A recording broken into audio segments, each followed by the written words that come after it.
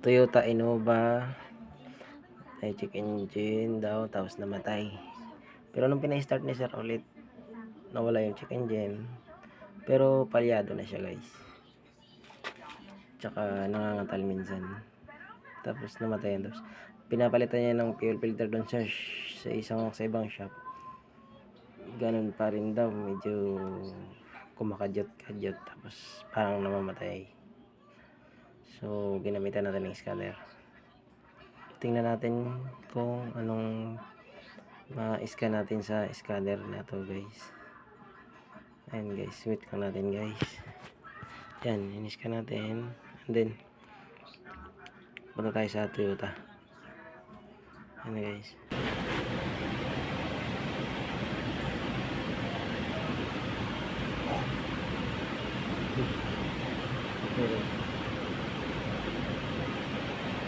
Ito selection natin guys. Nasunod lang natin.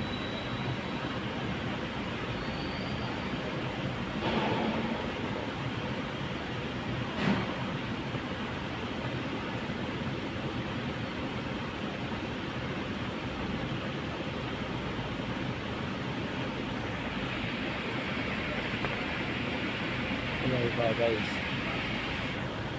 Ano model ko?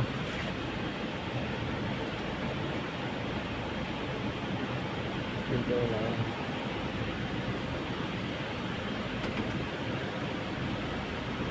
BCS. Without BCS. Wala ito.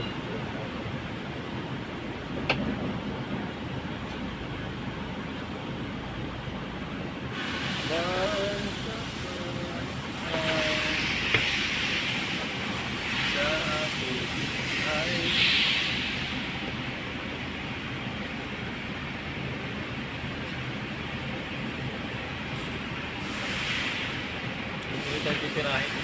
Ito yung side na yun. Saan? Sa labas. Tara.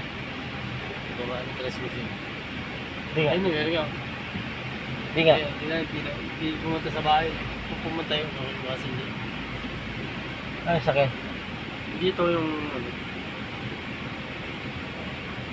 Yung bandito. Van. Yung lunis. Guys. Oo. Paano lang. Ayan, meron siyang Pero check engine. Ano? Basahin natin guys. Basahin lang natin. Kaso, wala naman siyang check engine. Pero meron siyang check engine. Check. Meron siyang scan. Probes.